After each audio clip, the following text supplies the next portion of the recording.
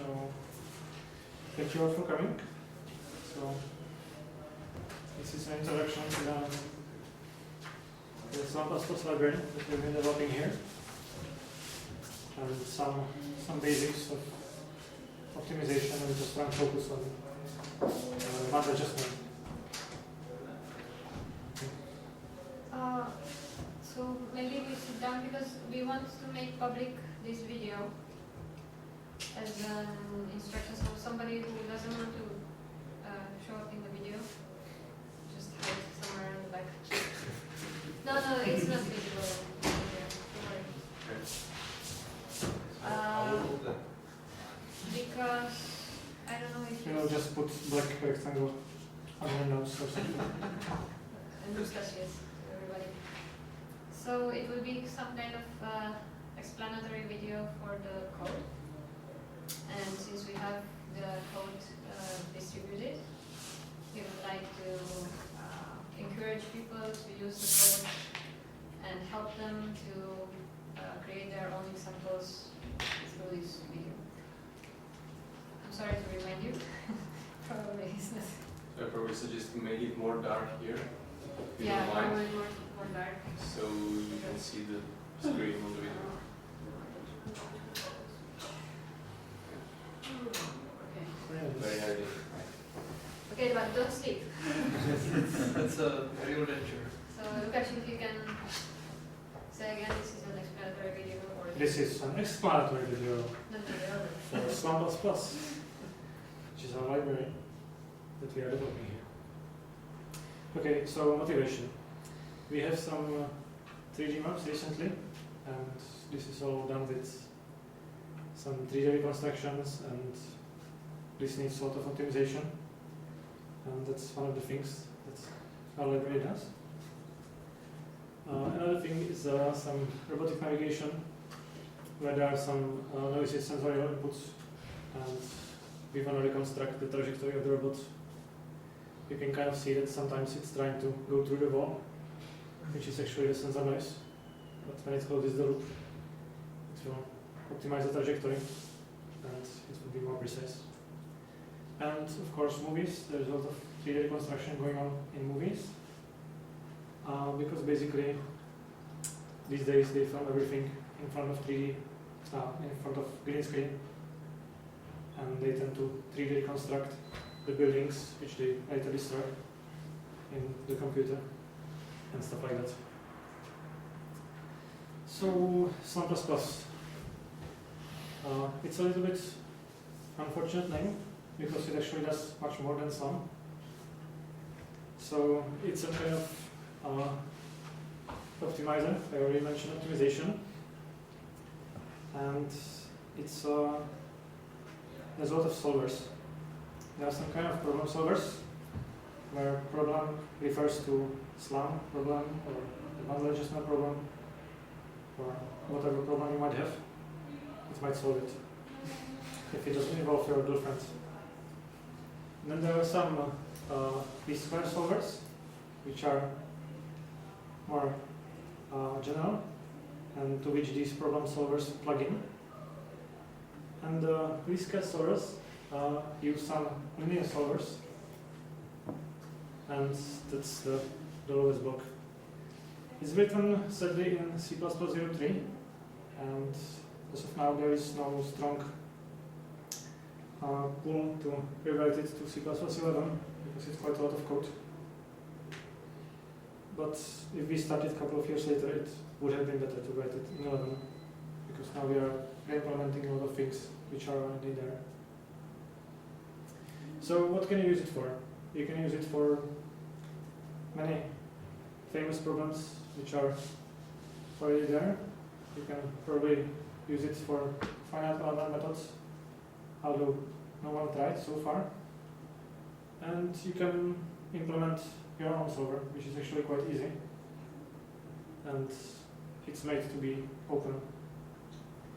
You can also use it to solve some nonlinear least squares problems, because it has some strong numerical framework to do that, but it's probably an overkill.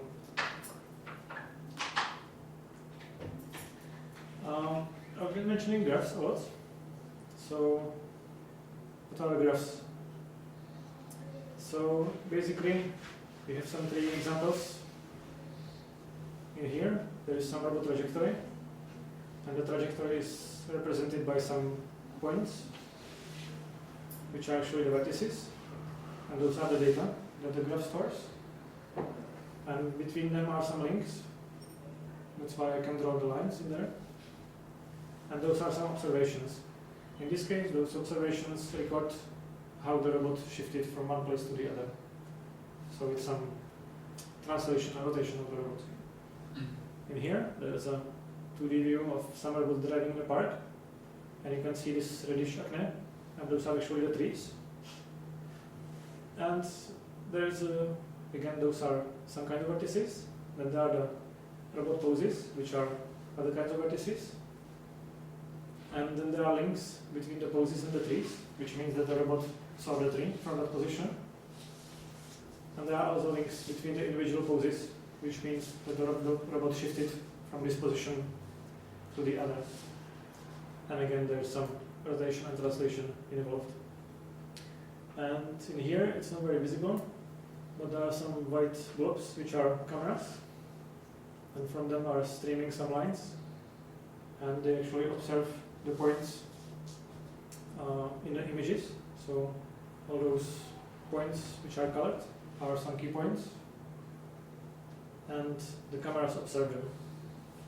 So each link actually refers to some measurement, which in this case would be some pixel coordinates of the given point in the camera image.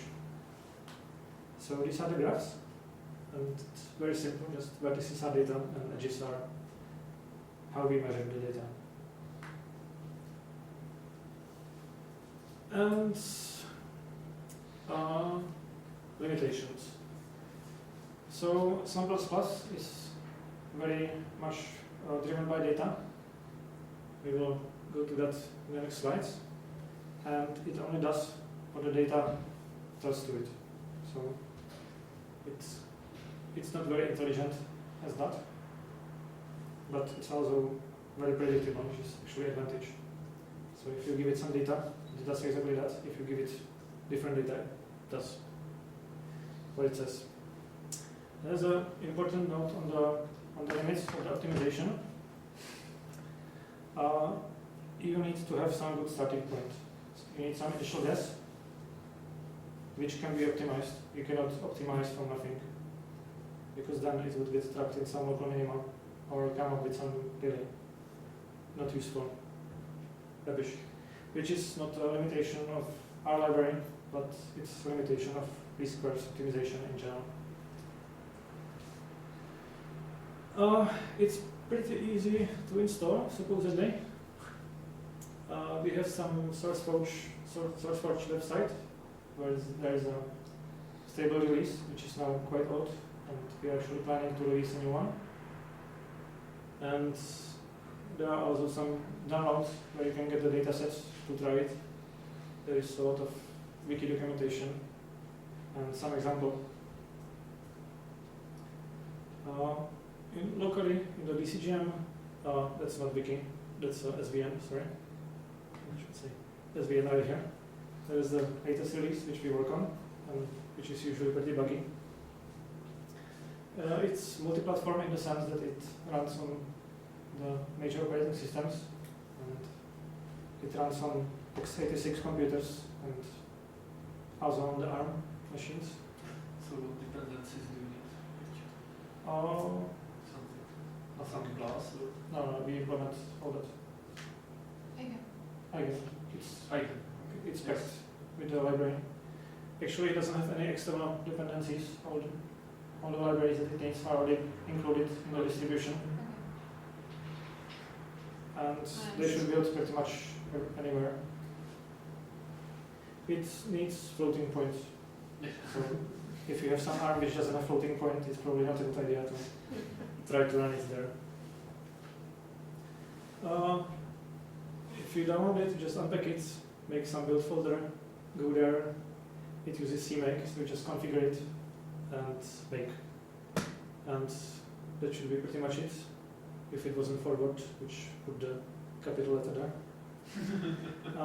In Windows, there's some Visual Studio Workspace. There's one in SourceForge, and for our local, there's also one in Matilda, which is more up to date. And you can generate it with CMake, but the problem is that CMake can only generate workspace for either 32-bit or 64-bit builds, but not both at the same time. So this workspace has both at the same time. So you can quickly debug on 32 bits and then compile for performance on 64 bits, because the 64-bit compiler is quite a bit slower in Visual Studio. Alright. So we have some application. I hope you can see it. So there is a Slum++. Very shy phone call, which is the main application, and it's actually more of a demo, which is used for some benchmarking, and it connects all the capabilities of the library, but it's probably not how to use it, because you don't want to call some external application, you want to link it directly in your code. Then there is a bunch of examples, which are tutorials, and those are also described in the wiki on SourceForge, step by step. And there is some base library, which is a bunch of functions which can be linked statically. But most of the library is implemented in headers, so most of it compiles with your application when you build it. Just one thing, there is a folder with Ceres in there, but it's used only for comparison, so no functionality of Ceres is used. Alright, yeah. We should probably delete it because it creates confusions. Yeah, we could do that. If you generate it from CMake, you won't have it there. So what do you actually get if you run it? So this is some idea. So assuming that we are in the build folder, we go one step up and to the bin, and there is the Slum++ application. We give it some input, and there's some sphere.graph, which is a graph file. And we select some solver, and we tell it that the given graph has only poses, and it can run faster. But it will tell us anyway if we run it with or without it. And the input looks like this. I'll come to that a little bit later. And in this case, those are just edges. I'm not sure if it's visible. And these edges are basically the links between the vertices of the sphere. And on the left, you can see the initial estimate. So this is actually what you get if you connect all the edges from this file and stack the transformations on top of each other. And you can see that there is quite a bit of noise, because it doesn't even look like a sphere. So the edge gives the transformations between two Yeah. different. In this case of the graph, the edge gives transformations between one point and the other. Each edge you have associated some kind of noise. So you have a noise in the measurement, the observation. And based on that, you can tweak your solution in order to converge to a... And the noise is Gaussian or? Yeah, it is in the Gaussian because it's least squares. Yes. So And all of the problems are similar to this. Yeah. Can be defined this Uh-huh. way. Okay. And then on the right, you can see what happens when you optimize it.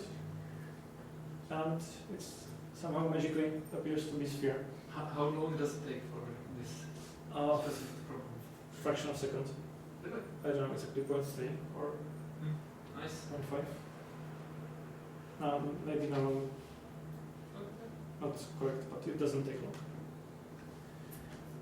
Okay, so how does this actually work? There is some iterative numerical solution. So the first step is to make some linear system. So we have a lot of these edges, which each represent a measurement, which is nonlinear. which which is nonlinear because it involves some rotation on the 3D, which is strongly nonlinear. And we basically calculate the derivatives, which are Jacobians, which give us the slope of the function which we are optimizing, and the error. And then we solve for some delta x, and then delta x shifts the points. We imagine the sphere, and it shifts the points closer to the sphere shape. So that can be thought of as some correction of the system, of the optimized values. Now you can see that if the delta is very small, then we are already optimized and our job is done.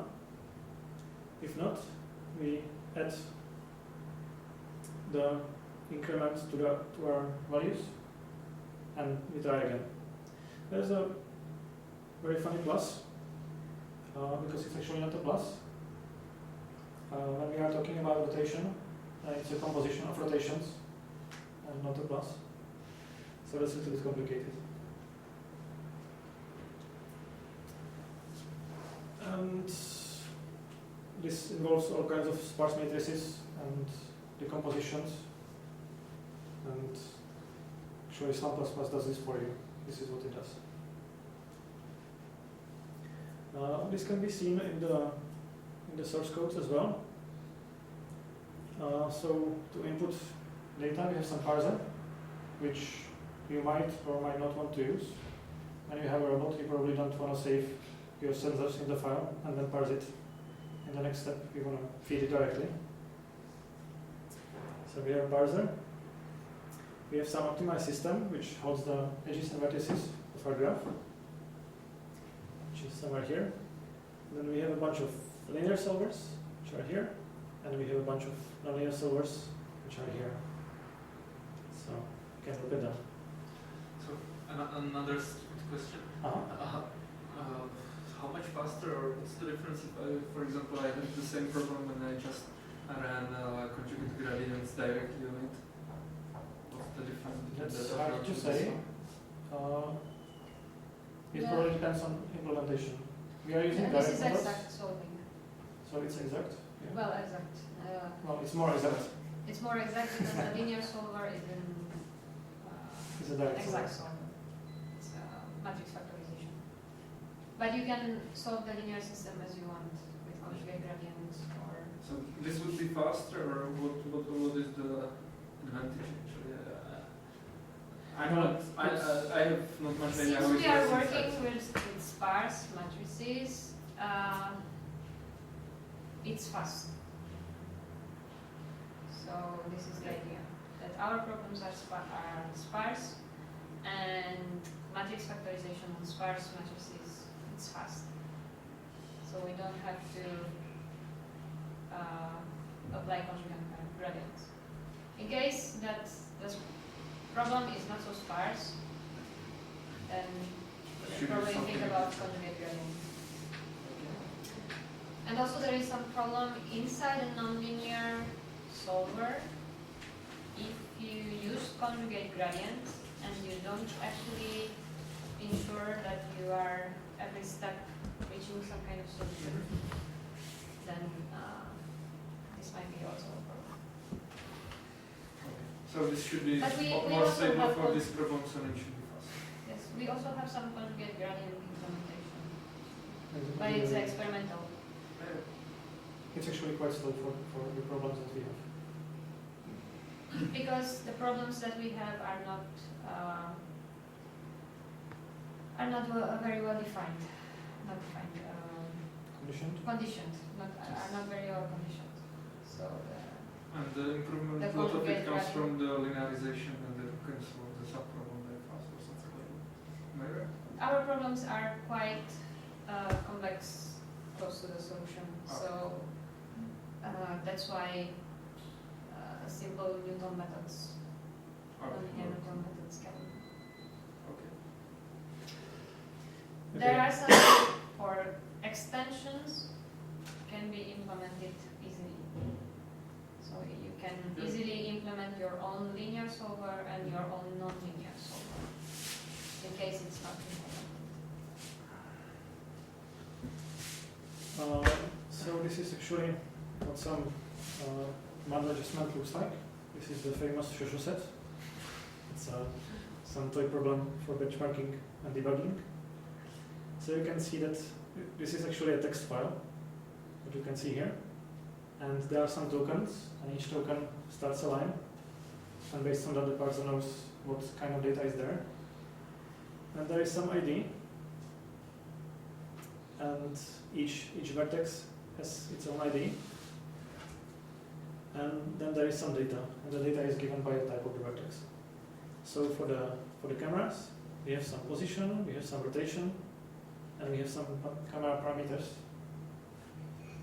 which are pretty simple. For the points, we have only position. And then we have the edges, which are the interesting part. And we have edge going from the vertex 5, which is the point, which is some kind of shift or surf feature in the images, and the camera that sees it. So this is basically saying point 5 is seen from camera 0, at pixel coordinates 0, 0, and this is the amount of noise that we believe is associated with that observation. And we have a bunch of those, and the more of the measurements we have, the more we can infer from that and optimize the position of both the cameras and the vertices. So this is the kind of graph representation that we are dealing with, and this is very easy to read, but it's not very practical because of performance, because parsing all that text is very slow. And there are also some precision issues with representing floating point values as a decimal numbers. So sometimes when we benchmark something in MATLAB and then save it to a file and read it back, we get different results because there are differences. So this is the perfect parser structure which we would like to have. So on top we have the graph file, and on the bottom we have the representation of graph in the memory. But unfortunately it's not that simple. There needs to be some parser, and our parser is actually fully statically linked. It doesn't contain any virtual functions or stuff like that. So it needs to have some more information. So there is some type of parse loop, which is actually a type of class to which it's going to be feeding the data once it parsed. And there are some parse primitives, which are actually the intelligence behind parsing. So we have the parse loop, and in between we need to have the parse primitives. There are some standard parse primitives, which are already in the library. And this is just a list of many names of classes. Slam++ is very based on the lists, and each of those contains intelligence to parse some tokens. One such parse primitive could look like this. There is some function which is called by the parser, and this basically means, hello, tell me what kind of tokens are you going to parse. So it's saying, I will parse one mark XYZ. And then there's some parse function which gets all the input from the file and gets some parse loop where it should pass the data afterwards. And just that's pretty simple scanf. Stores it in some structure and passes it to the parse loop. Which brings us to parse types, which is some kind of intermediate type where to store the data as we parse it. And there's another interesting thing. There are some traits which decide how to convert these types, which actually make the parser quite modular and flexible. So in here we have some traits for bundle adjustment vertices, and for vertex XYZ, it knows that it needs to convert it to this kind of class, which is actually the graph representation of that vertex. If there is a camera, there is another type, which is also stored in the graph. And if there is something else, it says fail. We don't want anything else in the graph. If there is something else, then probably something is wrong, and we don't understand the data correctly, and there is some reason. You can also specify ignore, and then it will just go through the unknown vertices and skip them silently. So this converts from some parse type to the internal type. So we have some data flow associated with it. We have some XYZ vertex, which goes to some parser. The parser will know from the list of primitives that this is the primitive that handles this vertex. That primitive stores it as some eigenvector. And finally the traits say that it needs to be converted to this type, which needs to be stored, which can be stored in the graph.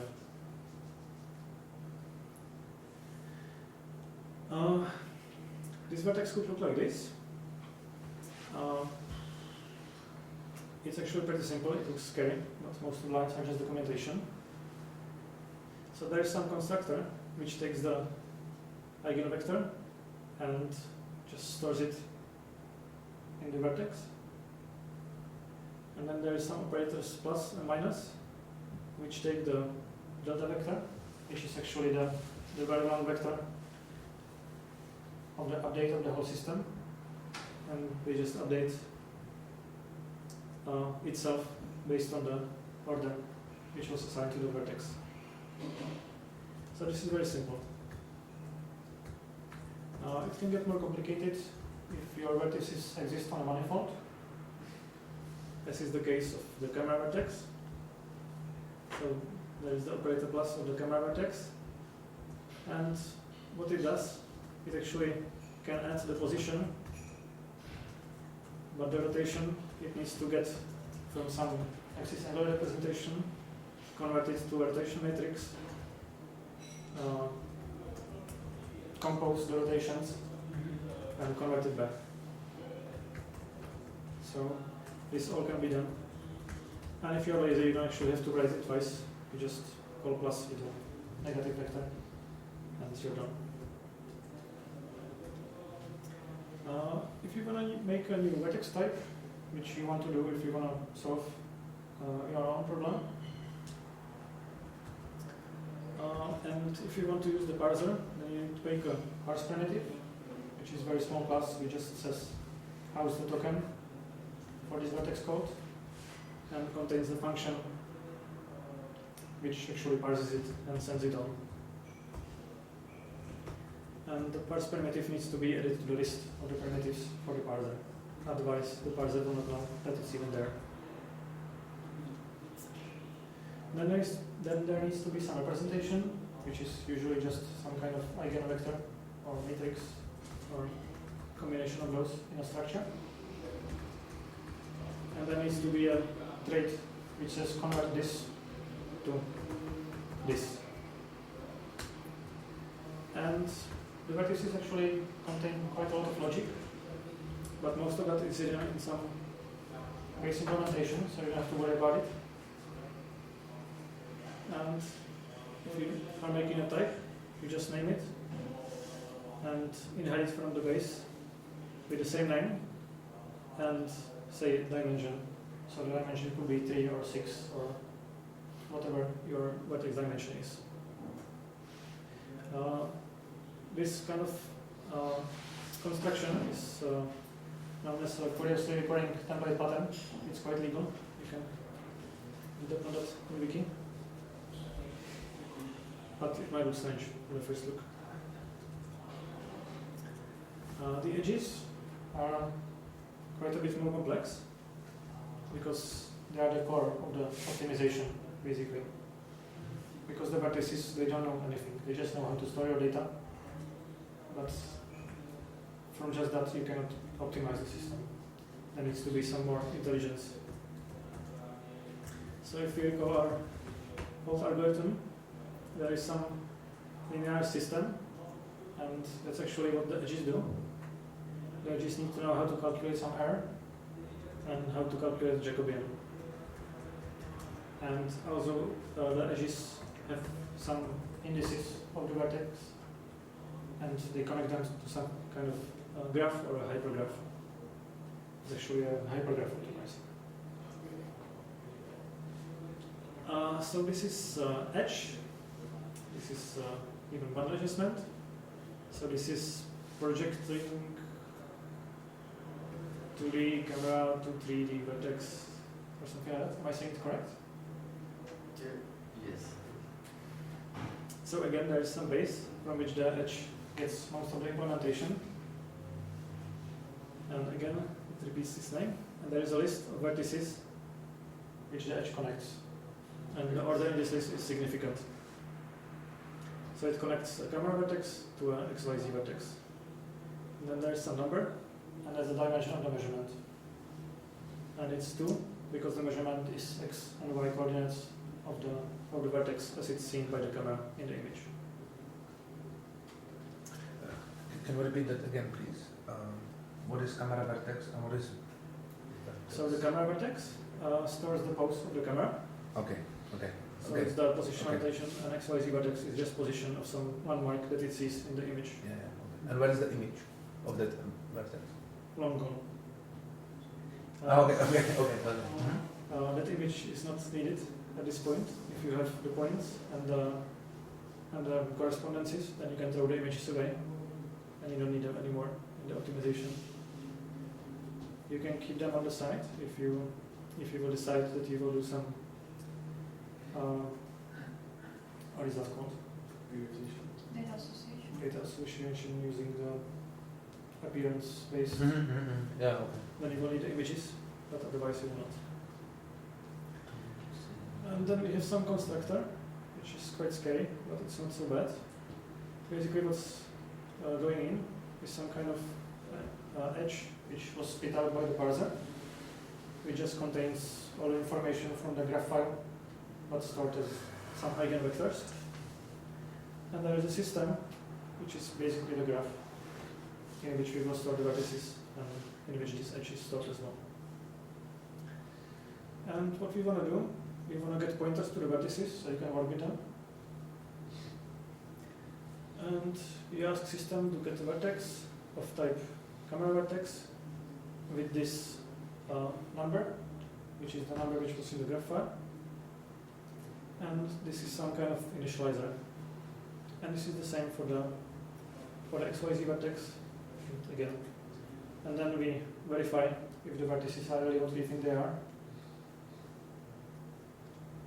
But I think this is not needed anymore.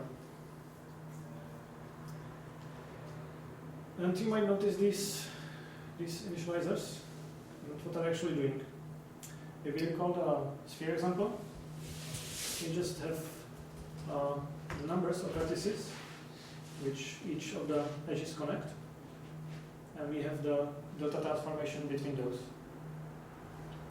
So there are no positions in the graph, right? There are only differences in positions. But despite that, it can spit out some kind of potato which contains the absolute positions. So this is what the vertex initializers actually do. And right, It's just concatenating. yeah, it can do whatever you want. Okay. So in the bundle adjustment, there is actually no initialization because the measurements are too simple. And from just pixel coordinates in a single camera, you cannot tell where the vertex is or where the camera is. So we will show it on the example of the sphere. And basically the initializer is some object which is some conversion operator to the vertex in question. And this operator is called in case that vertex doesn't exist in the system yet. So this is some kind of lazy initialization because the edge doesn't know if the vertex it has was there before or if it was not there. So when it gets the first vertex, there is some null vertex initializer. So if this vertex doesn't exist, it will just put him to 0, 0, 0. And that's it. And then the second one, it specifies this initializers up here. And it gives it where the first vertex is and what's the delta between the vertices. And depending on whether this vertex was there or not, this is either called and initializes the second vertex or not. So this is very elegant in that this is not actually calculated in case it's not needed. Okay, so we are back to our bundle adjustment edge. And there are two more things which are necessary. And the first one is a function which calculates Jacobians and the error. It's a binary edge between a camera and the vertex. So there is Jacobian with respect to the camera, and there is Jacobian with respect to the landmark. And there is some expectation and the error, and those are all outputs. And this just calls some function which projects the vertex using the current camera pose and using some intrinsics which are in the camera, which are actually hidden from the optimization. And it outputs the expectation and calculates the Jacobians. And the error is simply measurement minus expectation, and that's it. And because optimization of bundle adjustment is tricky, we need to have some measure of how good we are doing. Some kind of error metric which tells us whether when we optimize, we actually made a good step and the solution that we have is better, or if we were too bold and made a too big step and we actually made it worse than it was before. So we need some error metric. A very popular error metric is chi-squared error. And there is some pretty simple formula for that. And this code is more or less copy-paste for all the types that are there. There is the covariance matrix of the edge. So this is how much we trust this measurement. And there is the error, which we calculated here. It's the same error. And this tells us how much this edge is satisfied or not. So how much this measurement is satisfied or not. And then SUM++ can just calculate the sum of these errors for all the edges, and it knows how well we are doing in the optimization. There is quite a lot of fun with the Jacobians because they are not easy to calculate.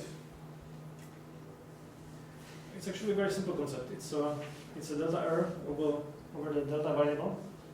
So it tells us where we need to shift the variable to shift the error down. It's very simple. And in here we have some simple MATLAB script.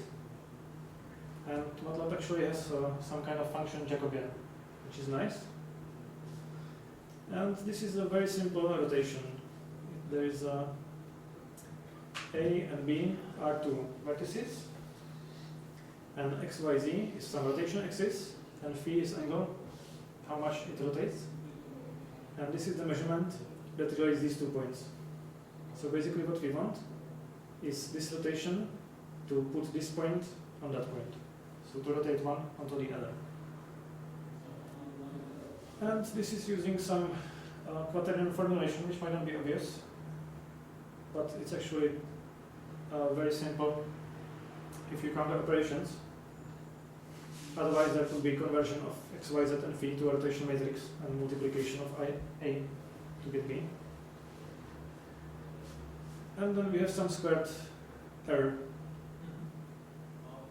And we just calculate the Jacobian of the error with respect to the rotation. And unfortunately, this is what we get. And it's not even all of it. It would go on for a couple of slides. So this is pretty harsh. And there are different kind of things how to simplify this. and how to break the Jacobians to actually products of smaller Jacobians. And there's a lot of science for it. Usually, you don't want to have to put yourself through that if you don't have to. And there is a very simple way how to calculate the Jacobians numerically using finite difference. So in here we have some pretty awkward function, which is also bundle adjustment, and what is important is we have some delta. And this is our finite difference. And we will actually make a loop over each vertex. This is loop over 6 elements of the camera. It's a position and rotation. And at each point, we put this epsilon to one of the coordinates of the camera and see where that puts her. And then we calculate a difference in the measurement space, and we just subtract it from what we have and divide by the delta. So it's very simple finite difference. We just evaluate in 2 points and divide by the distance, and that actually works pretty well. It would be helpful to have a template for that, but we don't so far. There's another thing. You can use Lie algebra, which is a very strong concept, and it gives insights on how to use some logarithmic and exponential maps to calculate Jacobians of rotations. But the problem is that translations become very difficult. And Translation. yeah, when you are calculating the Jacobians of SE3, the rotation is very simple, but the translation is impossible. Sure. So it kind of reverses the problems, and you have to teach a lot of new math. Yeah, the logarithm of translation. And yeah, it's a joke, but it's very useful mathematical too. Okay, there is something you don't really need for bundle adjustment, but it's there. There are these hyper edges, which are actually edges which connect more than 2 vertices. They actually need it in bundle adjustment. You need it. Yeah. If you do the uncalibrated. Yeah. So in here there is some nice drawing I stole from Wikipedia, and these black dots are the vertices, and basically this green edge connects these 3 vertices. So this is very simple to understand, but it's also kind of idiotic, and it's not the notation that is used. The notation that is used is some sort of factor graphs, and this is actually a bad example because in here the factors are here, and they are binary, and one is unary, and the vertices. But if I imagine that the vertex is a factor, then this would be an edge connecting 1, 2, 3 vertices, which is what I wanted to show. And actually, in bundle adjustment, We'll just connect F2 with X3. yeah. In bundle adjustment, this So is useful. imagine that F2 is the camera parameters of the intrinsic camera parameters, and you have the same camera for. Yeah, but you are getting ahead. I just wanted to explain that. Okay. So in bundle adjustment, this is useful because you are usually optimizing with one observation over 3 things: the pose of the camera, the position of the vertex that the camera is seeing, and over the camera parameters. Because the camera parameters can be also estimated in the process. You might have some initial guess, but actually you don't have to have the cameras calibrated. And in fact, you may have many different cameras when you are reconstructing from some collection of photos taken by tourists or stuff like that, which is very modern nowadays. Then you have many cameras with some camera calibration parameters stored in the EXIF format, which is usually plain wrong, and you want to use it. So you estimate them with the rest of the system. So this is some kind of example. If you want a ternary edge, it is one with just 3 vertices, you just put 3 parameters in the list, and that's all. And the rest is done for you. The Jacobian function is then going to be different because there is no 1 to n function in C++ 03. So there is some kind of tuple which stores all 3 Jacobians. But other than that, it's very simple. And when there's a unary edge, like this one, which only affects one vertex, well, like this one, then it's actually calculated Jacobian, not Jacobians. But other than that, it's very simple. So when we have the edges and vertices, we can already make a graph. We can define a graph. So again, we have some lists of what kind of vertices and edges we want to appear in our graph.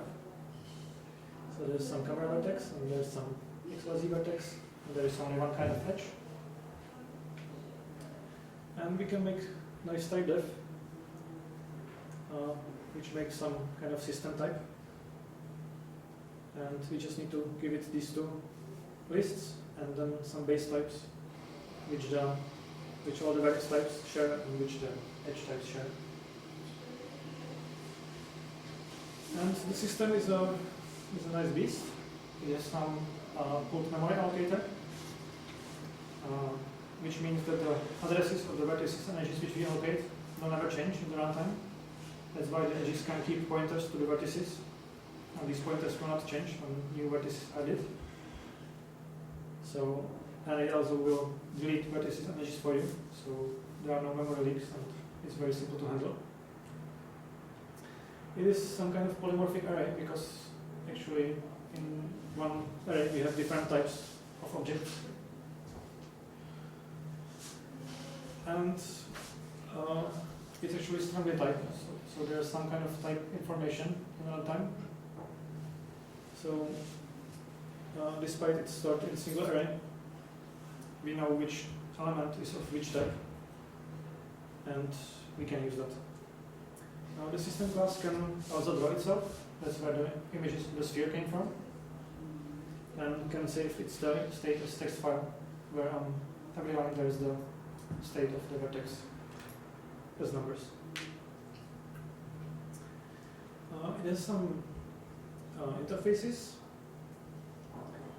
The simple one is add, so you can write system.vertices.add and say index, for example 5, and if you know the type that the vertex 5 is supposed to be, then you can get it. And inside the function there is a check making sure that you got the type right. If you don't know the type, then there is some kind of reference facade which implements all the functions of the vertex, and if you call a function on that, it will call it for you with the correct type. So you can get a state of the vertex, which is the position where it is right now, or you can do whatever you want to do with it. If you don't know the type, and you want to know it for whatever reason, you can use a simple trick. There is for each function, which iterates over the vertices or over the edges. And there is some first and last index to process, and there is some operation. And if you actually make the operation template, then the type will be inferred correctly at runtime based on what the vertex or edge at a given index is, which is quite complex, but it works very well.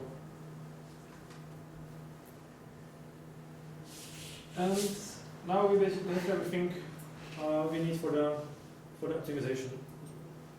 We have our vertices, we have our edges. The edges can calculate the initial estimate when the vertices are pushed into the system, and the edges can calculate the Jacobians and the error. So we have pretty much everything we need for the optimization. To do that efficiently, we need to choose a good linear solver. and we have a bunch of solvers.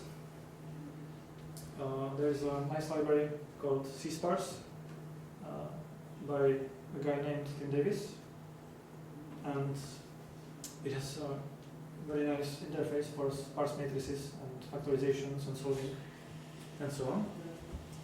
And for example, Google uses for the street view and these things for the maps. And there is Chomot, also by Tim Davis, which has pretty similar interface to C-Sparse, but it's much faster, and he's been developing for the past 50 years or so, so it's pretty good. And then we have our solver, which is actually pretty sophisticated because all the steps, or the remaining steps of the whole program are templates. So at compile time, the solver actually has a pretty good idea of what kinds of matrices it will deal with, and it can actually compile optimized BLAS functions to solve exactly the kind of problem that you are giving it. And the solver is chosen at compile time, so we need some type of the solver. And the sparse system, the graph system, actually has some list of blocks which occur in the matrix, and it actually gets that from the dimensions of vertices and of edges, and of the relation of those two. So we can make a solver specifically for these block sizes, and it will then use SSE and other fancy stuff to calculate it quicker. I have talked about blocks. This is some kind of block matrix where the green things are 0 or almost 0, and this will be the corresponding sparse matrix. What this means for us is this actually represents some kind of system which we want to optimize, and you can notice that these are 3 by 3 blocks.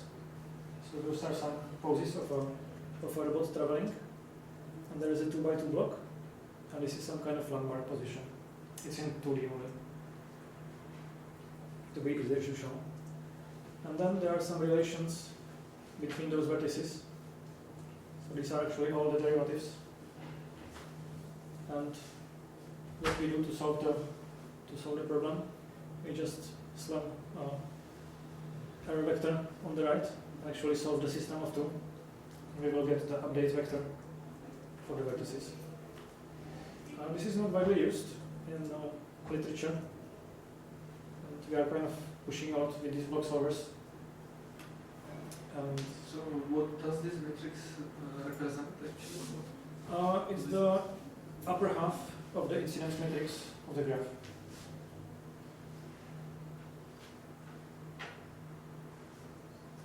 So the incidence matrix is symmetric? But the graph it has nonlinear functions in it and so on. Yeah, and at this point it's linearized, and this function contains derivatives. It contains the Jacobians.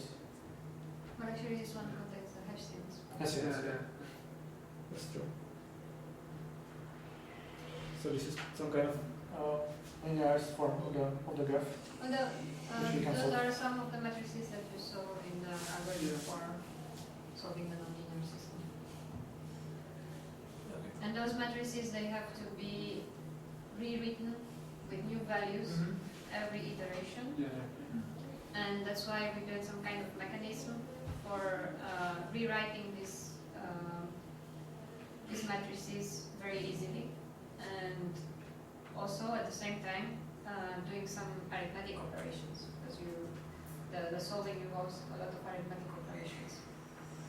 So you have to facilitate both the changing of the metrics and the arithmetic operations. Yes.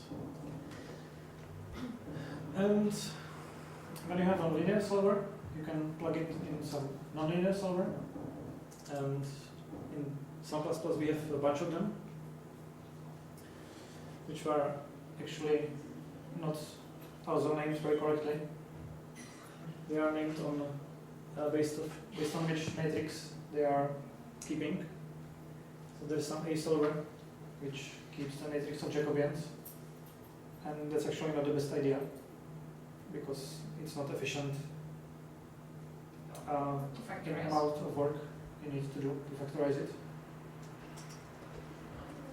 And it's more or less some debugging reference. Every time something breaks down, you can always run with the solver and see if the issue is in the solving or if it's somewhere else.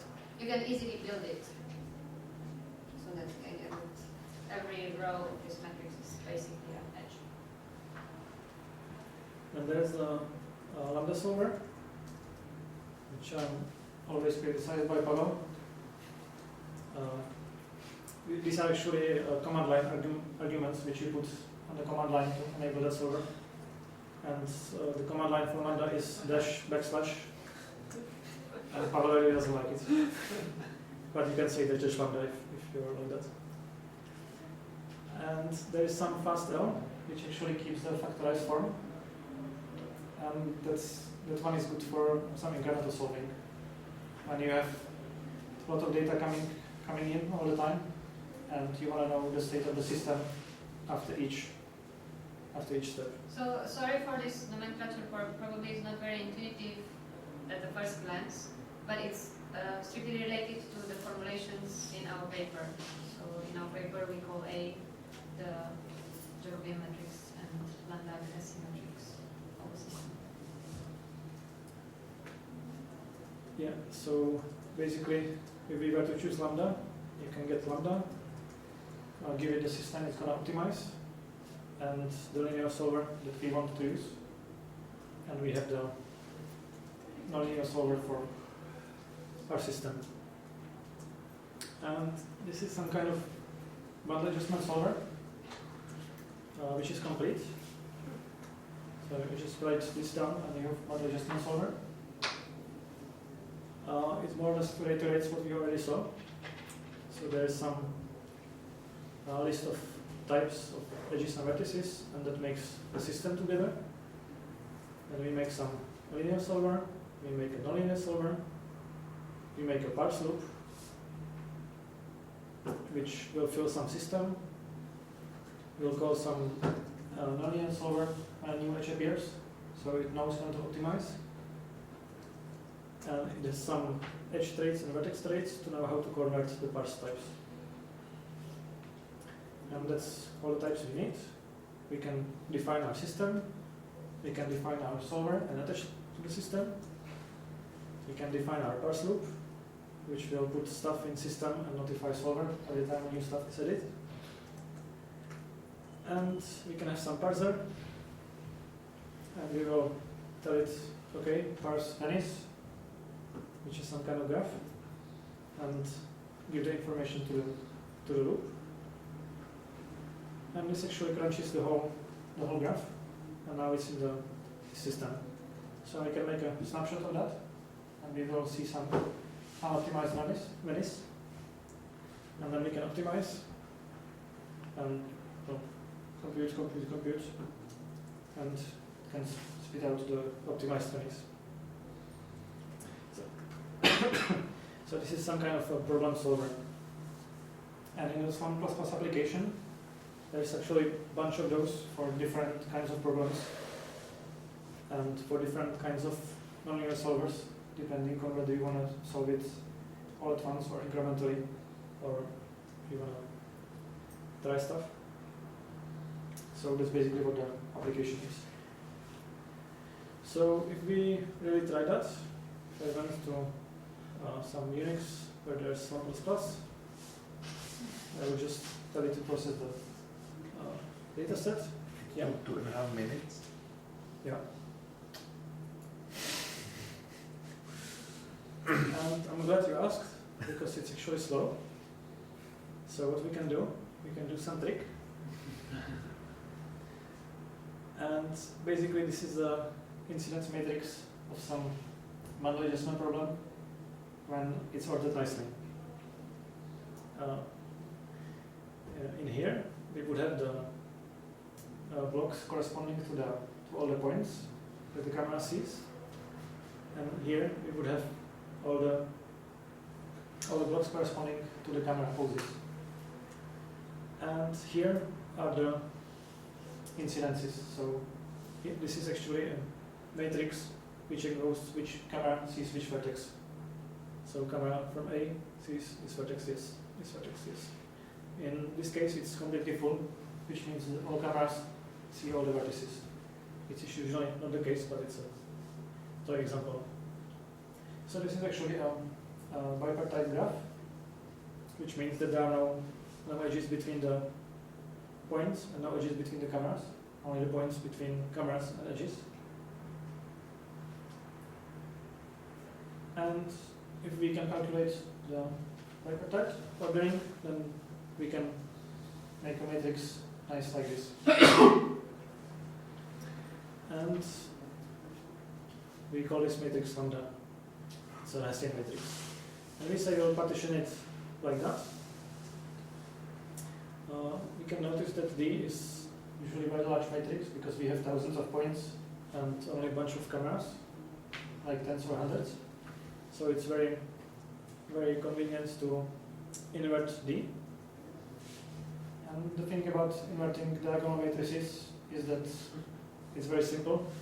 It's just 1 over each element if it's a sparse diagonal matrix, or inverse of each block if it's a block diagonal matrix. And we can do that very quickly in parallel. And we can do that on GPU if we want to. And then we have some partition system, which actually is the original system, only now we split the right hand side and the result to 2 vectors corresponding to the parts of the matrix. And this is called the Schur complement of the D. It's some kind of small matrix. And now we have a smaller system where we solve for x, given this small matrix and some right hand side. And then we solve for y. And solving for y is actually very simple, because all you have to do is calculate this vector here and multiply it by the inverse, which is also very fast. And in SNOW++ there is some linear solver Schur template,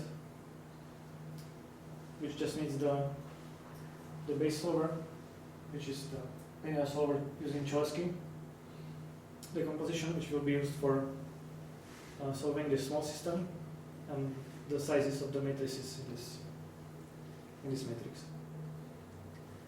And we say US with Schur, and we can see that the time dropped by a minute, which is nice.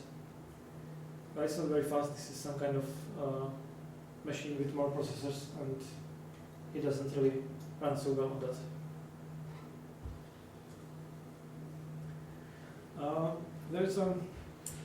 That's pretty much for the bundle adjustment part.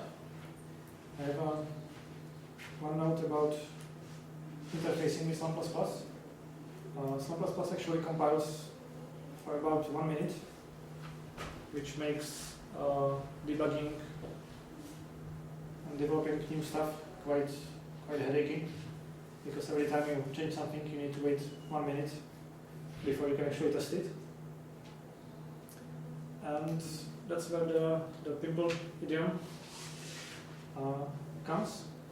It's also sometimes called compilation firewall. And what you do is you make yourself some kind of class which has all the functions that you need. So it has at vertex, at edge, it's optimized, and you can see the states of the vertices, so you can see how your cameras and landmarks move. And it actually doesn't have to include anything from SNOW++. So anything including this file will build immediately, and you will not have to wait 1 minute for it.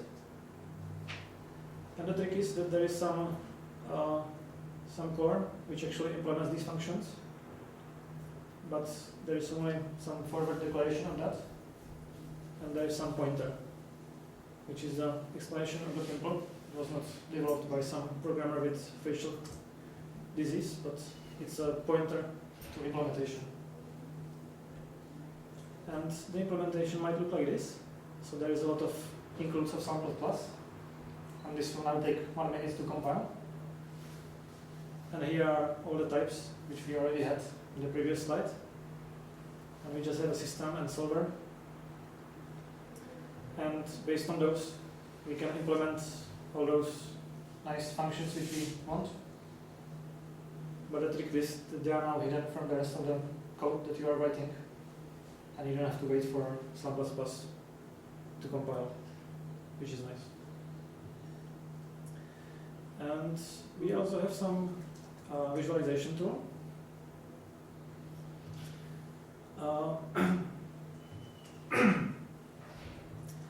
So when we run SLAM++ from a graph, it makes some initial, some solution, and some 2D bitmaps.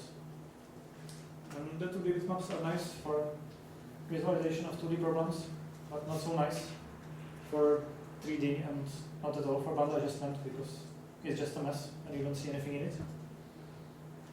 So we can visualize that in Meshma, which Shosha will talk about a little bit later. Or you can use our tool, which is kind of very simple tool written in OpenGL ES. So you can just put it on an Android tablet and show it to people. And there is an emulator which is there for desktop computers, and then it just uses regular OpenGL. And this tool takes some either the initial estimate or the solution, because those are just the same format, one vertex per line and numbers. It cannot visualize just a graph because it doesn't have any idea how the edges work and how the measurement should be concatenated to form the absolute positions of the vertices. And it has some let's say that. It counts on that the first 3 numbers in the vertex are the position. That's the convention that you need to uphold, otherwise it can visualize anything. So it does very minimal error checking, and it's quite flexible for that. You can actually make it visualize some LiDAR data, which are stored in a similar format. There is a support for animations, so you can make animations with that and post them on YouTube. And I'm developing it on a Windows machine. It's running in Linux, but it's not very tested. You can have a copy if you want, but it's basically if you need some feature, you have to implement it yourself. This is how it looks on some data. It's pretty simple. There's some, I'll show you too.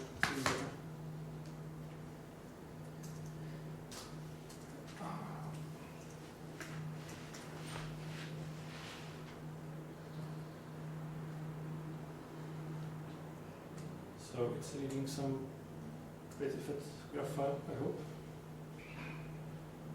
Although it appears to be stuck. Yeah, here it is. So we can something's wrong with my I don't have the power, so the GPU is lazy. So we can look around, we can switch the grid, we can switch the background. What's interesting is that you can see the edges of the graph, which is otherwise totally useless, but yeah. And there are some keys to control the intensity, which doesn't work very well if you have 8-bit frame buffer. Let me just click a bit closer. You can make an art from that. And here you can kind of see which cameras see which vertices.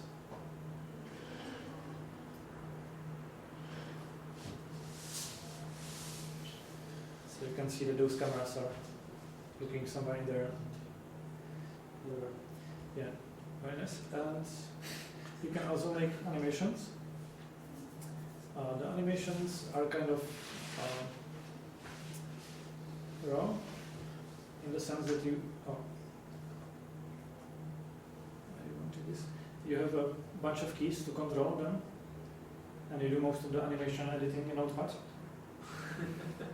So there is a key to add some animation pose. So I just fly around and control the camera to how I want it to look, and then I can press replay and it will animate for me. And then I can save it to some, I never remember which key is that. Come on, give me my mouse. Like this.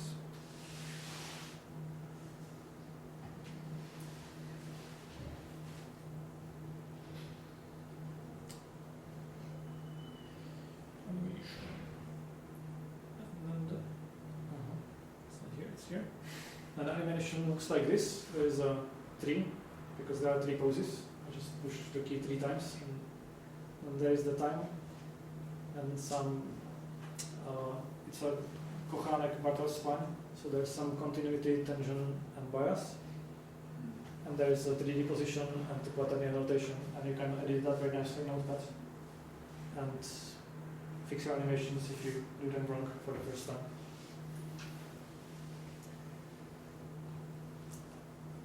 And So the field of view is fixed. the field of view is fixed, but as I said, if you want to change it, you can code it yourself. So it's 60 degrees right now, and if you just search the source code for 60 and you replace it with something else, it will show you something else. So this is the, oh yeah, and it has, I already said that you can make videos, so when you press X, it will burn your computer down, and it will save the animation as a bunch of PNG files with some really fancy anti-aliasing and high frame rate for really smooth animations. And then you can encode that to the video with FFmpeg or whatever you fancy. I usually use Mancoder, and it's this simple to make a Some video? Nice. X264 video, which no one will play. I just had a lot of problems putting videos in the PowerPoint. And I should have some impact videos here. Except I don't. Let's see the video.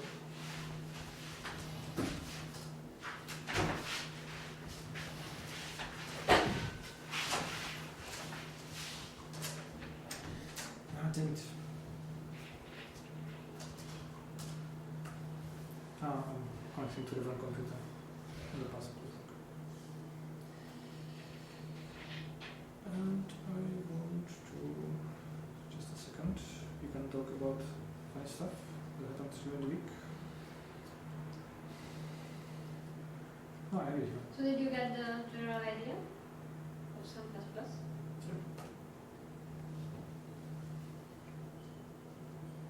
Does it seem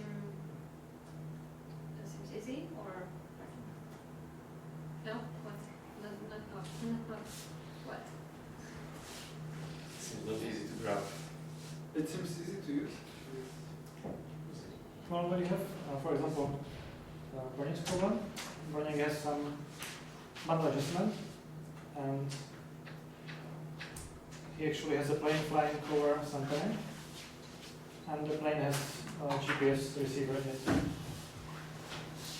So to modify the bundle adjustment pipeline to also optimize the GPS poses, what you will need to do is, based on whether you trust or not trust the GPS, you would either make unary edges, which would measure the GPS coordinates of your camera poses, and you would just put that in the system.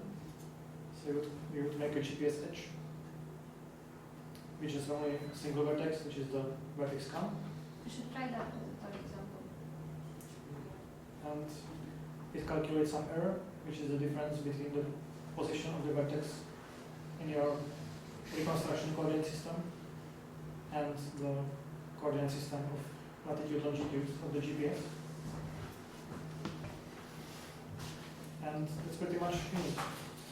and then you just have to modify your graph file to put the GPS readings in there, and it will actually modify the optimization for you to include the GPS as well.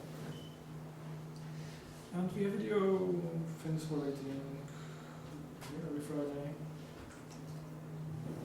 Video.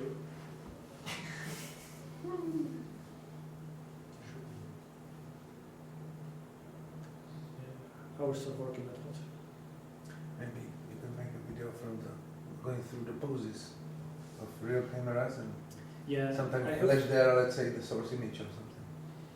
the people in Prague do that, and you cannot really watch that Oh, okay. because the I mean- cameras are not really in order. I mean, And sample, you're just- sample them. It's like when you are drunk. You just Okay, go there, okay. go there, Okay. and then you have some flashbacks. You can sort You can set them, yeah. I'm just lazy to do that. No, We could totally implement that. It would be really easy. You would just sort the cameras by the x-axis. it looks like cathedral in Guildford. It's a category in Guildford. This is actually demonstrating Yeah, I know that. the margin covariances, which is another thing that SOM++ can calculate quite efficiently, and these give you some localized measure of error. And many others cannot. And yeah, we Or they compared it don't- to the don't solvers, dare. and we had a lot of problems writing the paper because the other solvers crash or never finish or calculate something else. So what does the color code? The color codes some kind of error. So if I show that to you again, so here Yeah. we have there's some kind of gradient, and the purplish is low precision, and the reddish is high precision. So in here we have the center of the cathedral quite okay, and this is quite bad. So what we did is we took a couple more pictures here, and I reconstructed it again, and I can see that this all improved. I probably need to take more picture here, and this will improve. But the precision is absolute, or it seems that it's just relative. So It's relative, yeah. What we need to do is to take a meter or something and measure how much is from this wall to this wall, and then this will all be absolute, and we will actually be able to draw ellipsoids around each vertex and say the vertex is inside it okay. with some confidence. Because now it looks that you make new pictures and you lose the precision of the previous. That's actually not true. Yeah, I know it's not true, but it looks like that if you show It's those. still purple and blue. If you look here, I need to wait for it. It's only 6 and 10 seconds chunks. It's still purple and blue. Yeah, but the points in the front of the cathedral were red and now they are yellow. Really? You notice? Yeah. Oh, they are red. Yeah, It's really it really needs to, Normalized, right? it really needs to be normalized to the meters. It really needs to be scaled to Yeah, the yeah, measures, yes, yes. then it will work nicely. Okay, just make sure that I don't forget my slides.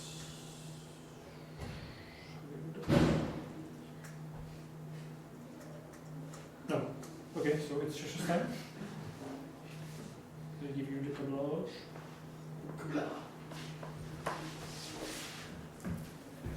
Thanks. Where is my home?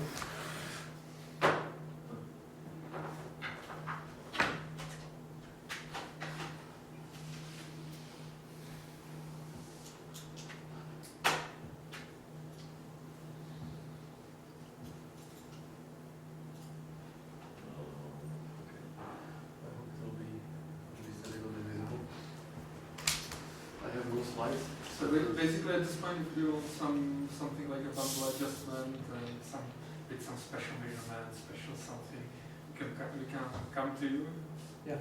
talk about it, write it down, add some edges or something in this, and we can solve it. You can download the code, Yeah, check it's, example, Do it yourself. presentation, and then go to Lukash. You said Define it's what easy your to use, problem- it's easy to use as it is. I'm not sure how easy it would be, for example, to me to add something in there. Well, we had a C programmer here who didn't know any C++, and he was forced to add some features in there, and he was only screaming sometimes.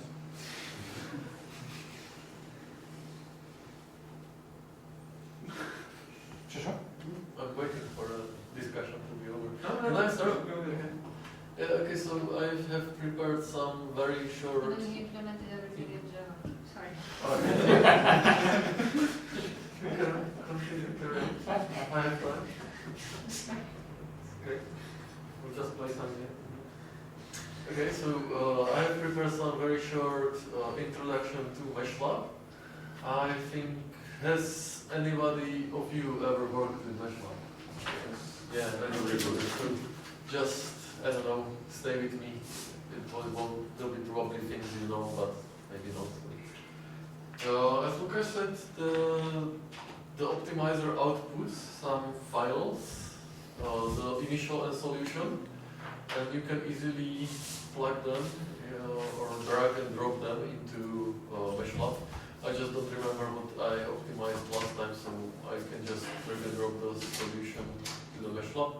And it's a TXT format, so the MeshLab doesn't know exactly what it should expect. So I just tell him that there are the numbers are separated by spaces. It's XYZ coordinates, and I'm going to skip over the cameras because they have 6 parameters, and the MeshLab wouldn't know what to exactly do with them. So when I press OK, yeah, this is something I was not very nice reconstruction, but as you can see, it can be easily. Okay, never mind this. I will just use. Just a question, what was it? It was some kind of model house, but okay. So I will just use some reconstruction I did last time. It's the reconstruction of the house. And as you can see, the point cloud is not so nice. It is very, very isolated points that are not correct, and we wish to put everything away, everything that is not needed away to get a nice mesh from it. I'll just try this. So maybe you can see that. No, okay, I don't think it's better. Or I can do this. Probably. Yeah, it's slightly better. So MeshLab provides few tools to. Okay, many things, but. Many things, but few tools. But few tools. To remove or select the vertices you want to somehow remove. So this is the simplest one. It's the bounding box for vertices.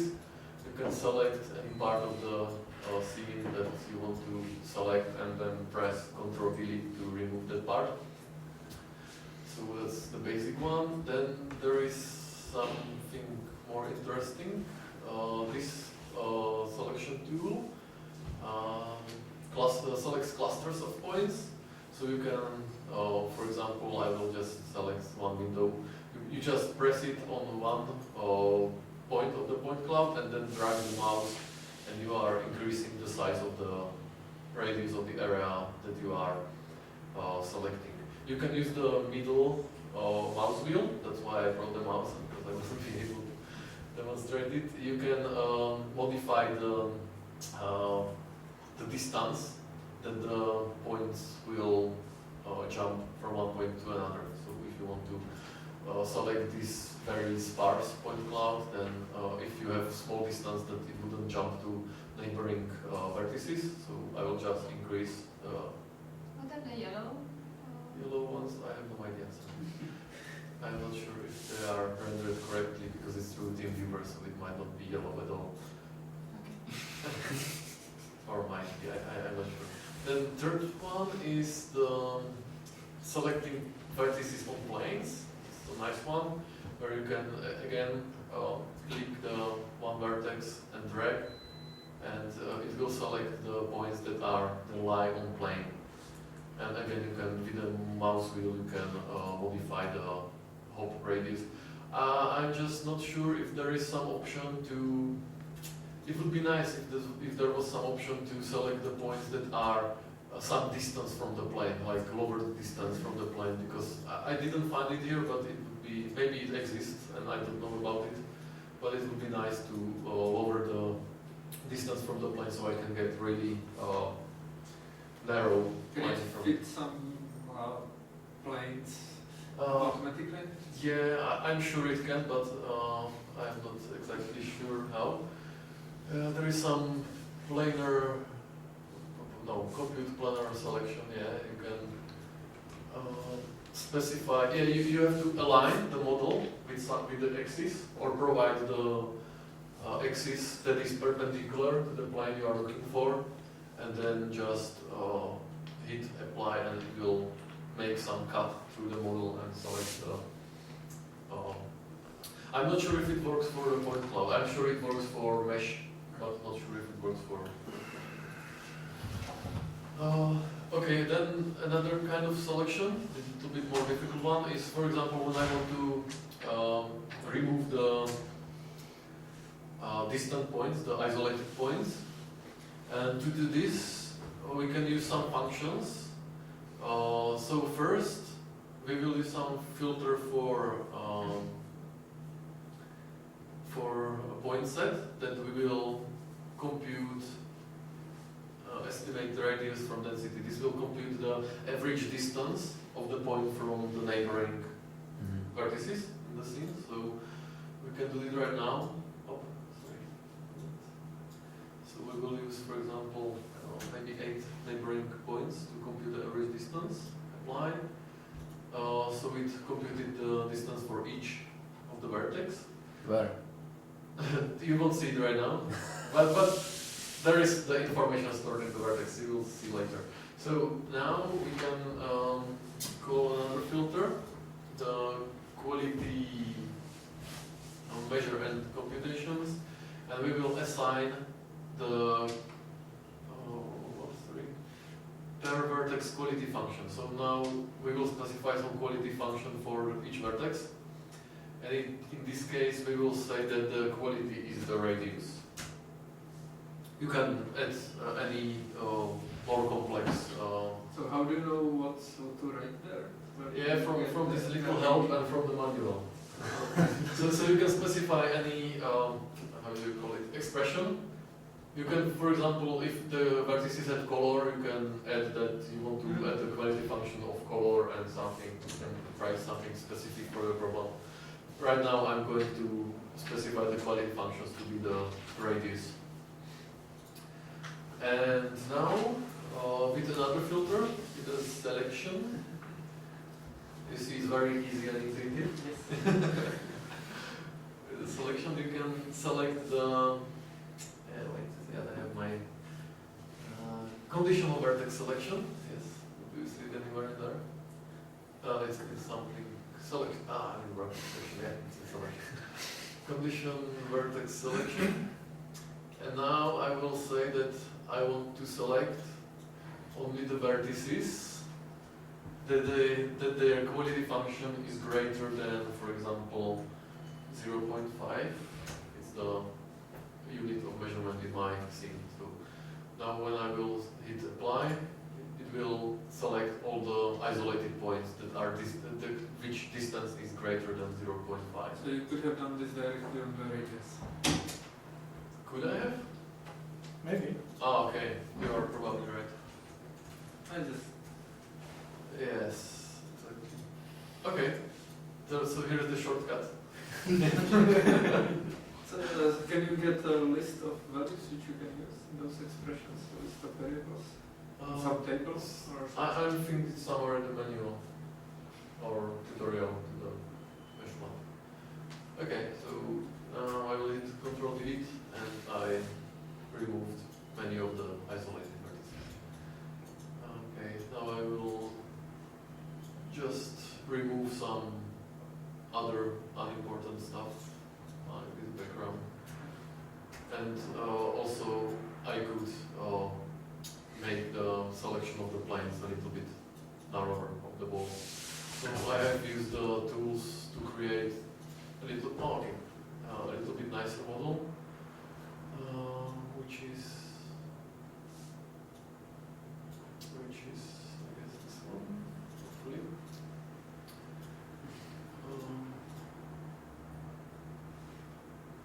Oh, okay. One thing I wasn't talking about yet was the subsampling. So you can subsample the model to have lesser of the vertices by using sampling function. There are some of them. I was using the Poisson disk sampling.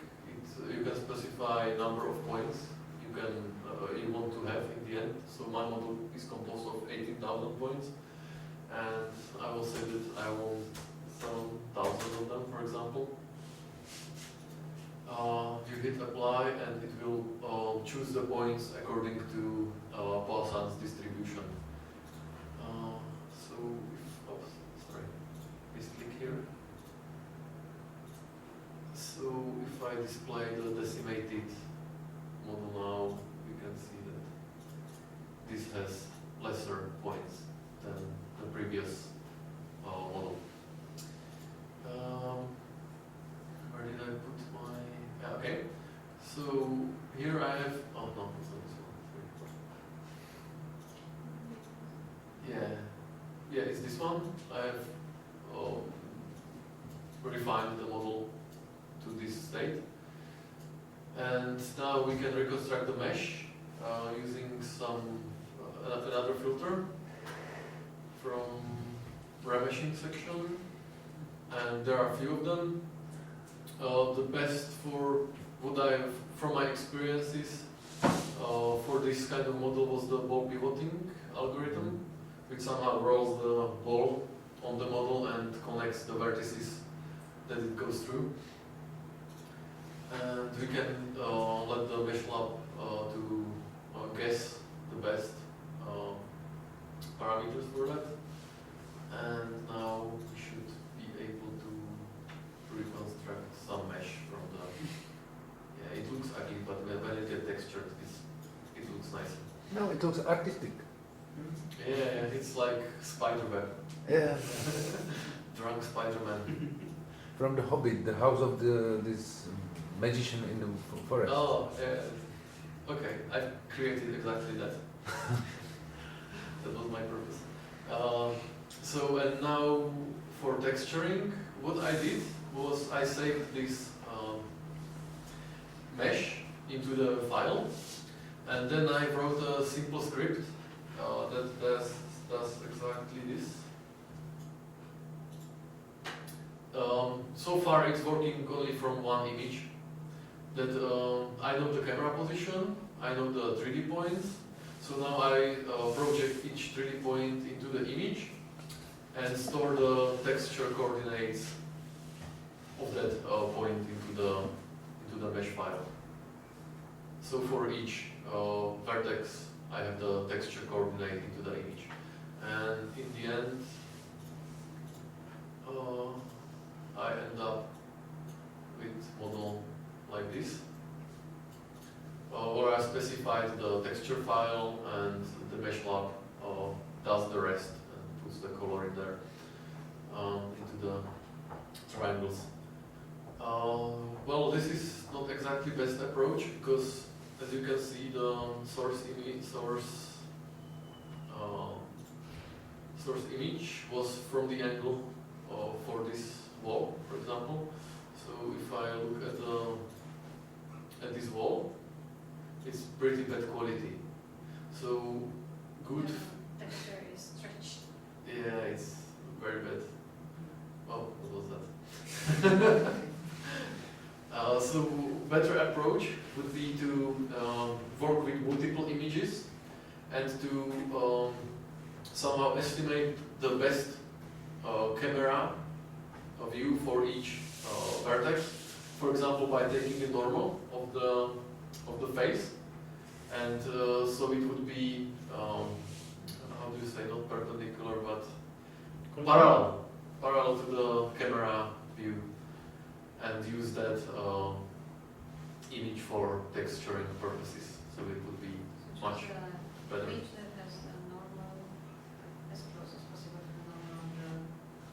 Yeah. triangular surface that you are about to touch. Exactly. Yeah, so this is what I use the mesh lab mostly for. So this is probably my all knowledge of it. There are many more other functions, so if you like, you can just go and try them. It's very crash happy sometimes. So very important, save often in the mesh lab. How does it behave on Mac?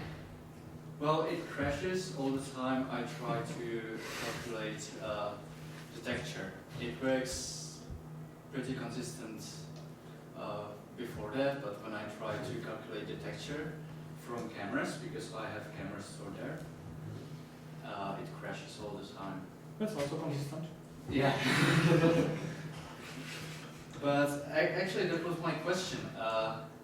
How hard would it be to get the camera position into the mesh lab? Because if you do that, you can actually use a mesh lab to calculate the textures for you. Well, I'm not exactly sure. Like I said, it depends on what format you want to put it there. Okay. Well, if it can import camera, then I don't think it would be too difficult for that. Okay. I haven't tried. Sorry. Okay, so that would be everything from me. Okay, so if you have some questions, it's time. We still have 20 minutes.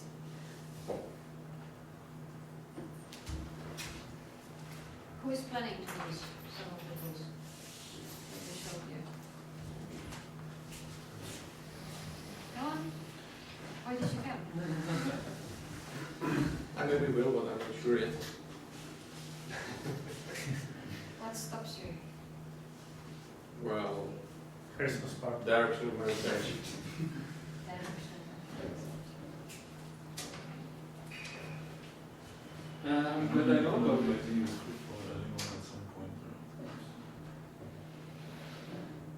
Okay, so it's Especially there. what I would really want to do Documented. is when I have some students and master students It's a with huge thesis work. and such, I want to point them to it. I mean, I'm glad there is someone here who understands how these things are done.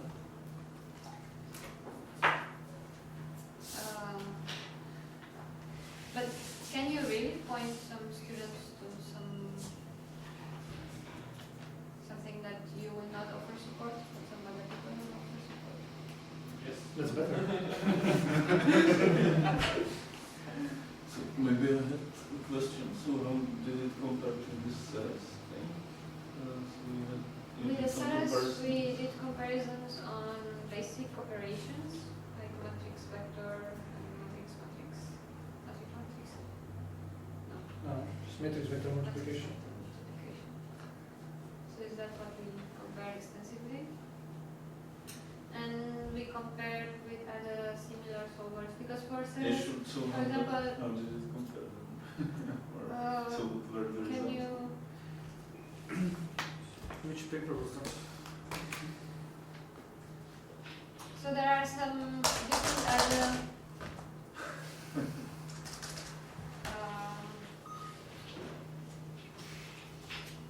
other frameworks that they do the same thing. Their data structure is different. So in Georgia Tech I was working on GTSUM, who is a monster that does more or less the same thing. But the philosophy there is different. The philosophy is that they work on graphs, and C++ works on matrices. But the ideas that we are using to implement all the matrix operations and the factorizations in C++, it's based on the graph methods. So therefore, GTSUM from Georgia Tech and C++ are quite similar performance for normal application, but when it comes to marginally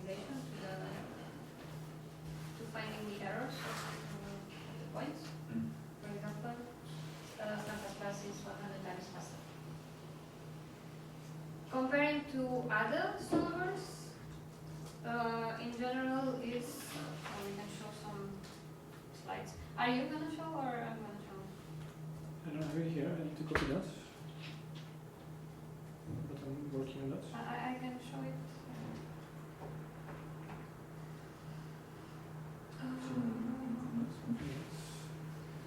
I You don't have to have refresh. Maybe.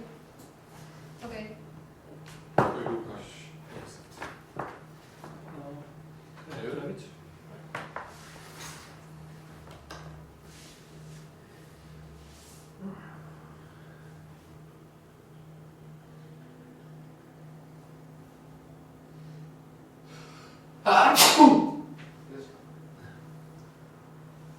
Okay. So this is some kind of. Where's the mouse? But I think There this is some, because we have cells here.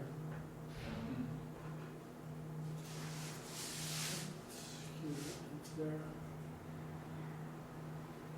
One thing about cells was that it didn't have any solvers at the beginning, so we didn't benchmark it because it would mean for us to implement everything from scratch to balance just not using our solver. So in general, we tested for this type of graph data sets. This was the first test that we did. And we compared again G2O. G2O is implemented somewhere in Germany. And ISAM, that was the preliminary of the GTSAM. And now it's by a guy from CMU. And in general, for all the tests we did on this type of SLAM datasets, we perform better. There is some SPA here, which is sparse pose adjustment, but this code is dedicated to 2B poses, so it's not very relevant for comparison. We just put it in there for the reviewers not to say anything. But it's hard coded to the example. Ours and the other two are general graph solvers. And this was before, but what's First one, yeah. so what's the strength of SLAM++ and GTSAM is that they can perform very well for incremental problems. So incremental problems are where at every step you add new edges and you do some tricks to actually not solve all the system, but only the parts that are affected. So it's there where there is quite a big difference. So this is published already? Or? Yes. Yeah, that's which year? Last year. So it's there where it's the. And of course, which totally depart from the existing solutions is the computation of the marginal covariances incrementally, which are cubic for other solvers, and we are linear. Without well, polynomial. Other, yeah. So it's probably cubic as well. We have another constant. another constant. But No, I'm just quasi-linear, thinking or like how it it does is. not linear, but it's way better. So it's orders of magnitude. And with a little bit Is there a network?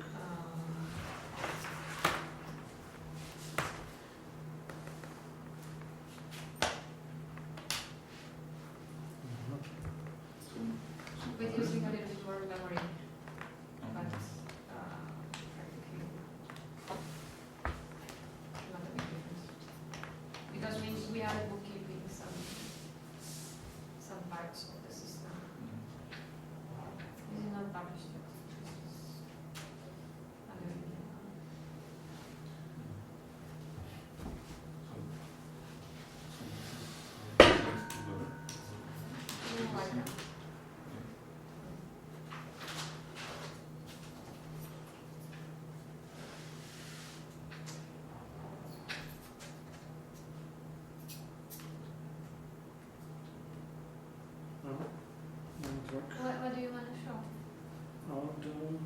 Micro 15 video, but Ah, the video. I don't have internet. I switched to Wi-Fi and there is no internet in the cable for some reason. With block matrix manipulation. This is the direct access. But we don't have to try Firefox.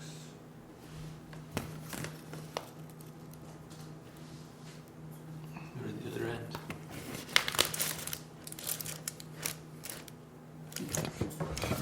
So should I grab my?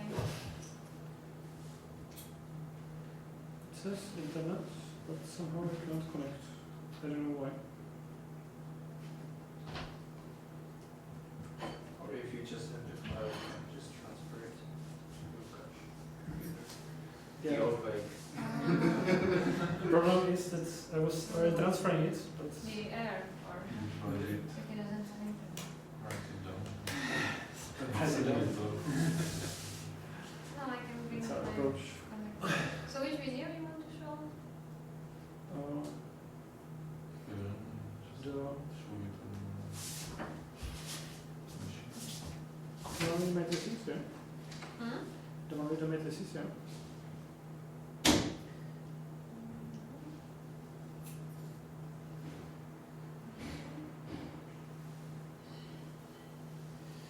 There's 10 megabytes version, but I think that's really ugly.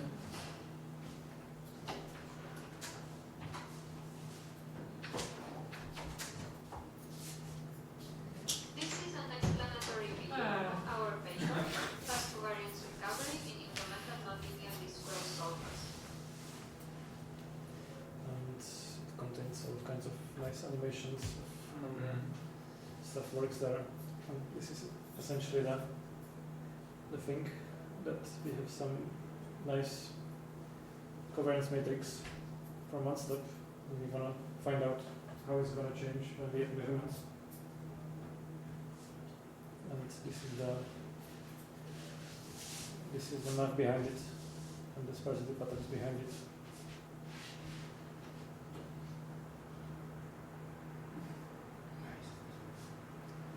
And you can somehow split it to some very nice, I never know, with the inner outer product,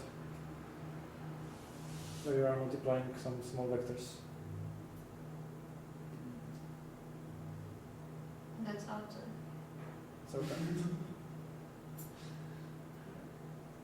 you can basically Block machine doesn't do it. And have some nice results with that. And you couldn't play the YouTube because we I don't remember where it is. in slash code. Yeah, probably I should play the YouTube. Because this is the one. So this is the subject one. Yeah. So you can see that there are even negative values of time, which is pretty neat. So you're right. No, it's okay. And you saved time. So you really have no Oracle there. And it's also numerically stable. And stuff.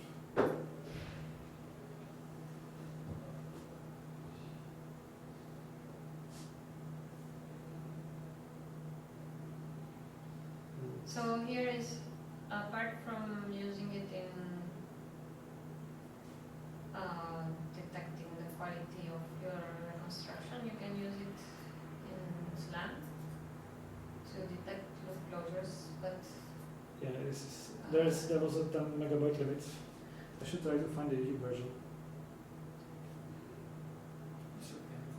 it's /scope. It's not plus plus. I actually have it in recent. Come on, YouTube.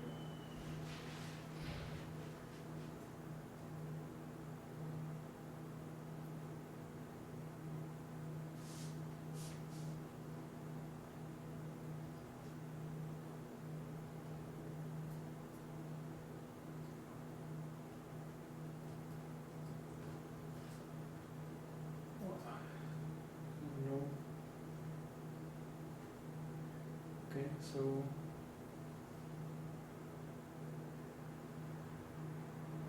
There are some green ellipses, there you can see some kind of green ellipse around the robot. which is its covariance. So the robot is actually anywhere in this distribution. And the green triangle is just the mean of the distribution. And then you see some spikes coming from the robot. And those are possible associations that he can make, sensor association. And there are basically some distances in awaited by the covariances, by the marginal covariances. And why is it so important in navigation? Well, because the uncertainty is reduced only when revisiting the same places. So was this covariance anisotropic? Like in one dimension, the uncertainty is pretty much okay, right? For the other dimension. Is that right? What I said? Because It the is. ellipsoid goes like, so now it's a circle, but usually it was pretty much uncertain Elevated. about X Yeah. dimension. Like here, for It example. also depends But on the it shows up the same behavior also when you go up from here. And it goes north now. It will stay like that, right? Which is weird. because it's making the it's turning C.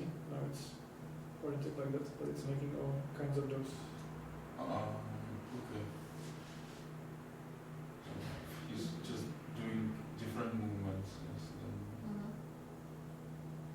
than And to then the very the- north or something. The covariance is strongly related to what was the covariance at the time when the robot visited it for the first time. Which and matters how Yeah. he behaved, right? So Yeah. it's maybe not visualized, but or it's not that visible. But the path was like jiggy more in that place. Is that true? Yeah, basically Yeah. he should go and visit there.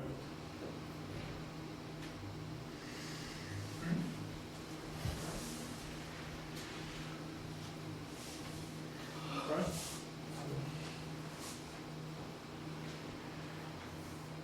I've seen that. Okay, so any other questions?